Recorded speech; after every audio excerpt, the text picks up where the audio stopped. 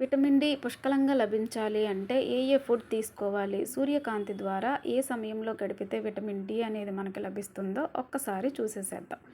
సూర్యకాంతి శరీరానికి సోకినప్పుడు శరీరంలో ఉన్న కొలెస్ట్రాల్ చర్య ద్వారా విటమిన్ డిని తయారు చేస్తుంది. ఇప్పుడు ఈ కేసెస్ కూడా మనం ఎక్కువ చూస్తున్నాం. మరీ చిన్న పిల్లల్లో అయితే చాలా ఎక్కువగా కనబడుతుంది. విటమిన్ డి శరీరానికి చాలా అవసరం. ఎముకలు బలంగా ఉంచటంలోనూ, శరీరాన్ని చురుగ్గా ఉంచటంలో, మానసిక ఆరోగ్యం మెరుగ్గా ఉంచటంలో విటమిన్ డి కీలక పాత్ర పోషిస్తుంది. విటమిన్ డి సూర్యకాంతి శరీరానికి సోకినప్పుడు శరీరంలో తయారవుతుంది.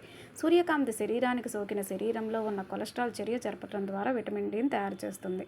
నేటి కాలంలో విటమిన్ డి లోపం కేసులు ఎక్కువగా ఉంటున్నాయి. అపార్ట్మెంట్లలో ఉండటం వల్ల సూర్యకాంతి లభించక కొందరు ఉదయం నుంచి సాయంత్రం వరకు ఆఫీసులోనే గడపటం వల్ల కొందరు విటమిన్ డి లోపానికి గురి అవుతున్నారు.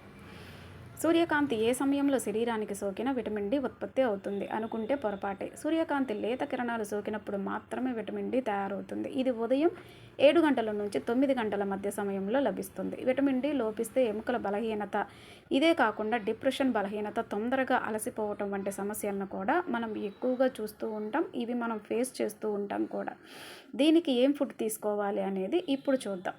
విటమిన్ డి శరీరానికి కండరాలను, ఎముకలను బలంగా ఉంచడానికి, రోగనిరోధక శక్తిని పెంచడానికి, వాపుల్ని తగ్గించటానికి, రక్తపోటును నియంత్రించడం ద్వారా గుండెను ఆరోగ్యంగా ఉంచటానికి కూడా చాలా సహాయపడుతుంది.